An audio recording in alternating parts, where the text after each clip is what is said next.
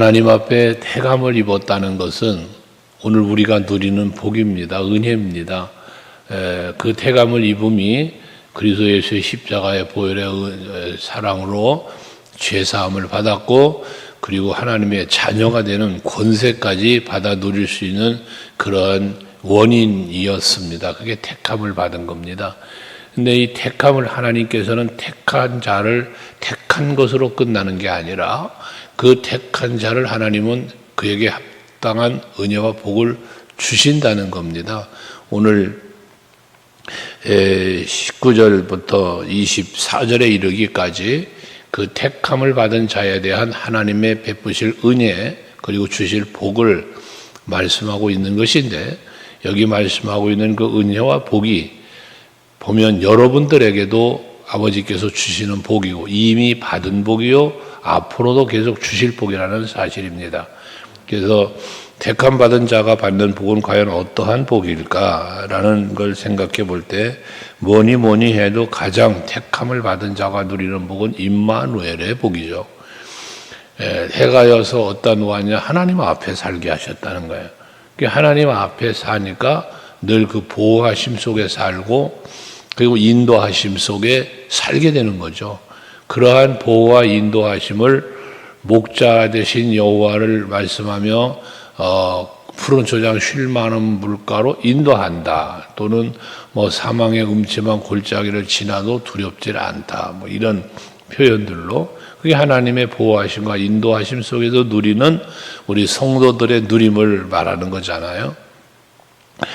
그래서 택하여 하나님의 보호 속에 임마누엘로 살게 하시는데, 그 가운데 보면 19절에 보면 내가 능력 있는 용사에게는 돕는 힘을 더한다라고 말합니다. 여기서 그 능력 있는 용사는 택함 받은 자에 해당되고, 이건 다윗을 이야기하는 것이라고 볼 수 있고요.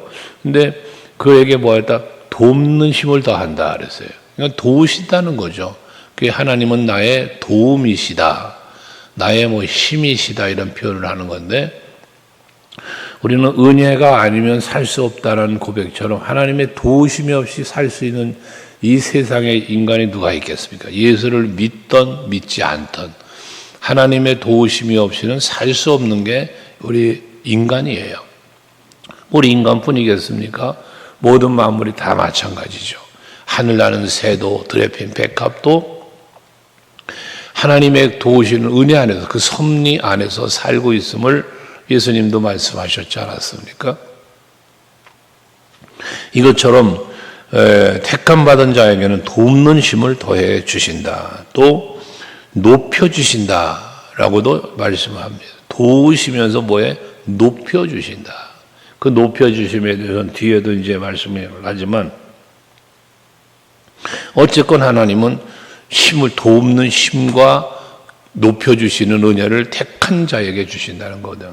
그러면서 또 이어진 말씀을 보면 21절 말씀에 보면 내 손이 그와 함께 하여 견고하게 하고 내 팔이 그를 힘이 있게 하리로다 라고 말씀을 해요. 그러니까 견고하게 하고 힘이 있게 한다. 이게 견고하니까 어떻게 돼? 넘어지지 않아요. 힘이 있게 하니까 승리하게 이기는 주시는 하나님이 되는 거예요. 그래서 18장에서 우리가 묵상했던 것처럼 하나님은 나의 힘이시다. 나의 힘이 되신 여호와여 내가 주님을 사랑합니다라는 다윗의 고백도 있었던 것처럼, 여러분, 하나님이 나에게 힘이 되어주시는 그 힘으로 살아갈 때 우리는 범사가 힘 있는 자가 되는 거잖아요. 그래서 범사가 잘 되고 형통하고 승리하고 여기 다 나오잖아요. 하나님이 나의 힘이 될 때. 그래서 요셉 같은 경우 보디발의 집으로 노예로 팔려갔지만, 그러나 하나님이 그에게 힘이 되주시고 도우시니까 형통한 자가 되었더라 하잖아요. 이것처럼 하나님이 여러분들을 도와주시고 여러분들에게 힘이 되어주시면 여러분들의 삶의 현장도 하나님의 능력이 나의 현장에 임하니까 나는 강한 자가 되고 형통한 자가 될 수 있게 된다는 겁니다. 뿐만 아니라 22절 이하 23절까지 말씀해 보면 대적들로부터 원수들에게로부터 하나님은 이를 지켜주실 것을 말해. 택한 자는 하나님이 원수들로부터 보호해 주신다. 그래서 오히려 이 택한 자를 강탈하지 못하게 한다, 권고하게 하지 못하게 한다, 또 대적들은 박멸한다라고 말씀을 하잖아요. 그러니까 대적자들이, 원수들이 감히 하나님의 택함 받은 자를 해하지 못하도록 지켜주신다는 거예요. 그래서 이스라엘 백성들이 출애굽을 하여 그 언약의 땅 가나안을 향해 가는 광야 가운데 갈지라 가면서도 계속 하나님이 주는 말씀의 약속이 뭡니까?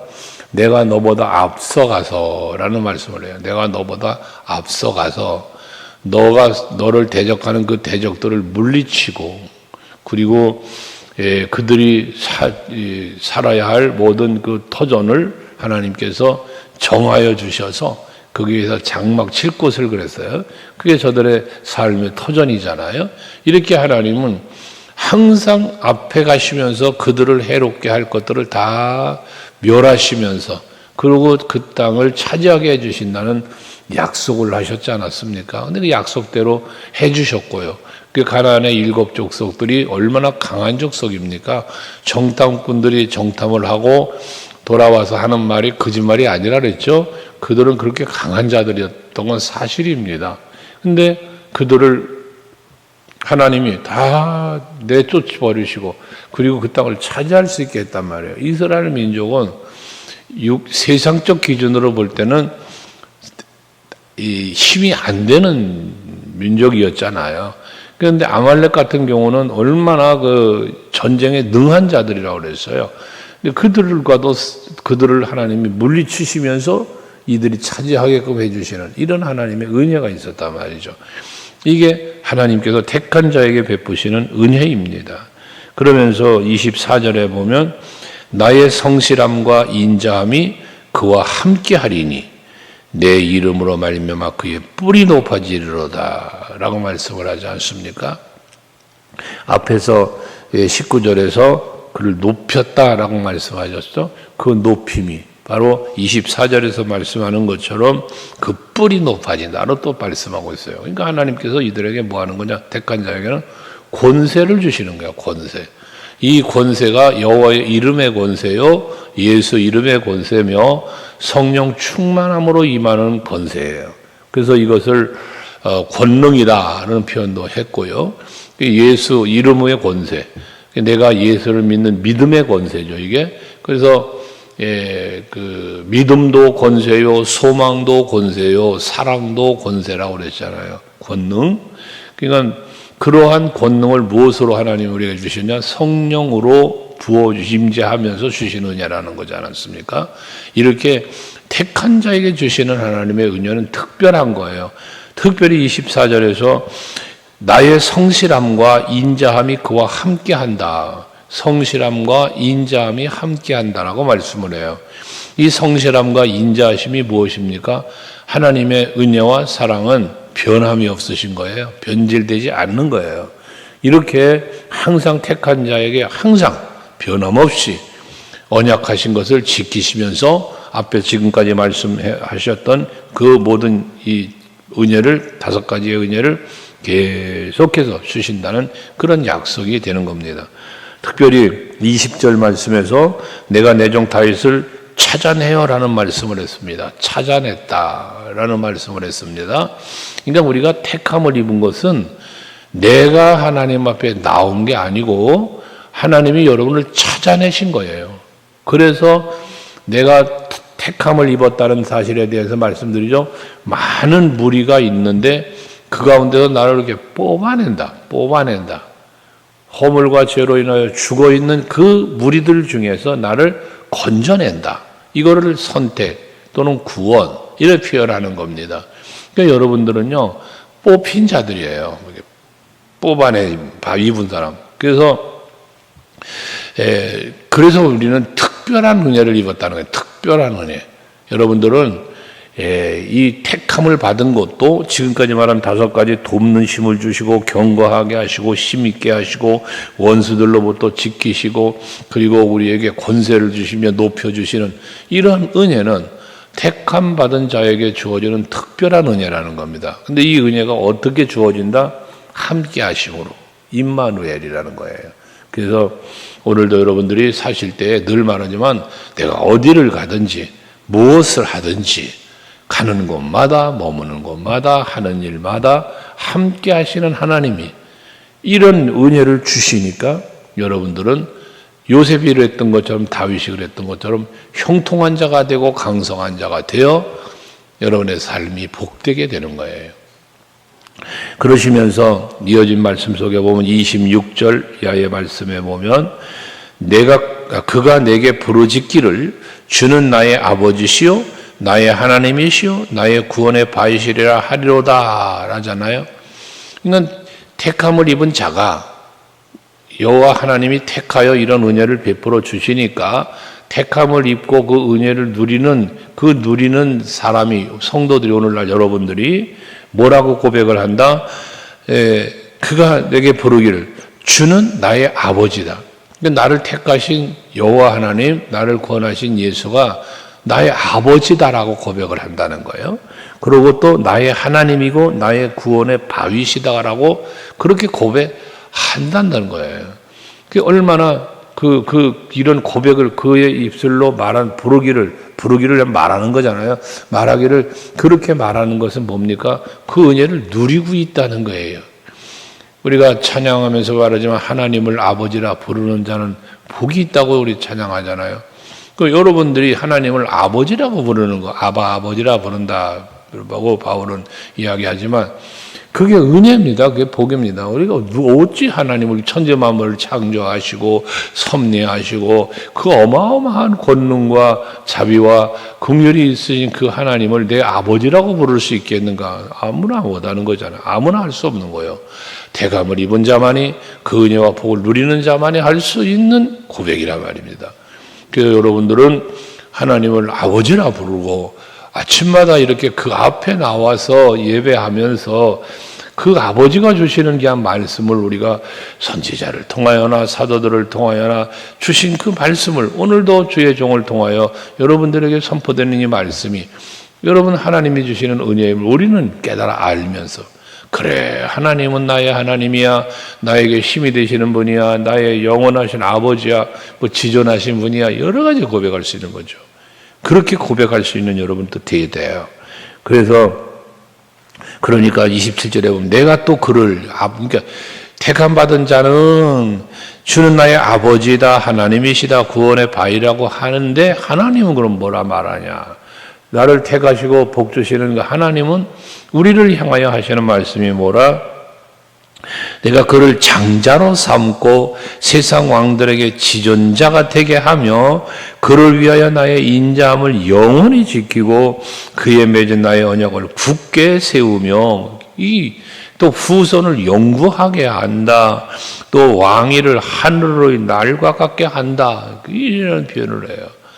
이건 뭘 말하냐면 하나님이 택한 자를 이렇게 장자로 삼았다는 건 뭡니까? 축복의 통로예요. 장자. 그 아브라함이 이삭에게 야곱에게 이렇게 이어지는 그 축복. 그 장자의 명분 야곱과에서의 이야기 소리가 알잖아요.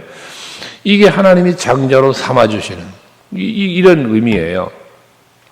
그래서 하나님께서는 이렇게 영원토록 그 약속을 지키신다는 거 28절에 보면 그를 위하여 그랬잖아. 28절에 그를 위하여. 그가 누구요? 택함을 입은 자예요.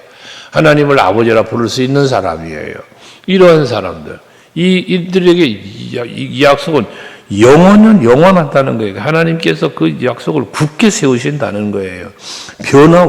하나님의 언약은 항상 지키시는데 언약하신 것을 반드시 지키시는데 어떻게 지키신다고? 영원히 지키신다는 거예요. 변함없이 지키신다는 거예요. 이게 하나님의 약속입니다. 우린 이 약속을 믿기 때문에 소망이 있는 거예요. 만일 하나님이 약속하신 것을 번복하시거나 바꾸시거나 이행치 아니하신다면 우리는 소망이 없는 거예요. 소망이.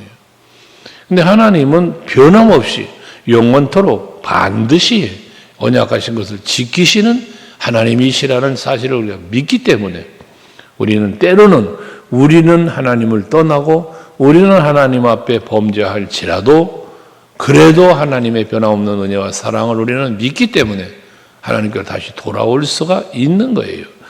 뒤에도 말하지만 30절이죠. 만일 그의 자손이 내 법을 버리며 내 규례대로 행하지 아니하면, 내 율례를 깨뜨리며 내 계명을 지키지 아니하면, 이게 뭡니까? 택함받은 자들이 그렇게 은혜를 베풀고 지키시고 복주시고 하는데도 불구하고 그 하나님의 말씀을 지키지 않고 규례를 떠나고 하나님 앞에 악을 행하면, 그 말이잖아. 그러니까 하나님 그렇게 하면 어떻게 한다고 그래요? 회초리를 드신다고 했고 채찍을 드신다고 말씀을 해요. 회초리와 채찍은 하나님의 진노의 표현이죠. 하나님의 말씀을 지켜 행하지 않고 불순종을 하면 하나님은 회초리를 때로는 드시고 채찍도 드신다는 거예요. 하나님의 책망이죠, 책망. 그런데 놀라운 거는 뭐냐면 33절에 보면 그러나 그러잖아요. 회초리를 들어 채찍을 들어 저들을 꾸짖고 책망하신단 말이에요. 그렇지만 그러나 33절에 나의 인자함을 그에게서 다 거두지는 아니하고 나의 성실함도 패하지 않는다. 내 언약을 깨뜨리지 아니하고 내 입술에 낸 모든 변하지 아니하로다. 그러니까 하나님의 약속은 변함이 없다는 거예요. 영원하다는 거예요. 어느 한순간 우리들의 잘못을 깨닫게 하시기 위해요. 또 때로는 돌이키게 하시려고 그 회초리를 드실 때도 있고 채찍을 드실 때도 있다는 거지요. 근데 그 회초리와 채찍은 영원히 버리고 영원히 고통 속에 던지는 게 아니라, 영원한 고통 속에 던지는 게 아니라 말씀하신 그대로 그러나 그렇게 회초리를 때릴지라도 채찍질을 할지라도 그러나 뭐에 하나님께서는 그 모든 것을 인자함과 성실함을 앞에 24절에 말한 것처럼 그 인자함과 성실함을 버리지 않냐는 거예요. 그 인자함과 성실함으로 항상 함께 하시면서 저들을 지켜주신다는 거예요. 이게 영원한 하나님의 불변의 사랑인 것입니다.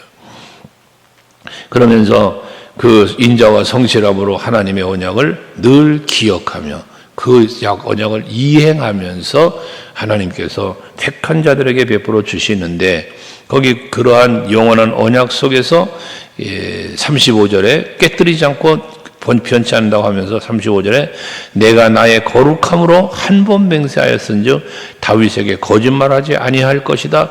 그 후손이 장구하고 왕위는 해같이 내 앞에 항상 있을 것이다. 이 영원한 언약은 곧 예수 그리스도가 이 땅에 오셔서 우리를 구원하심으로 이루어지는 것이죠. 그 영원한 왕국, 영원한 왕권으로 하나님 나라를 이루시고 우리가 그 나라에 이르러 함께 할 수 있게 해 주시는 이 언약, 이게 다윗의 영원한 왕권의 언약이라고 그랬잖아요.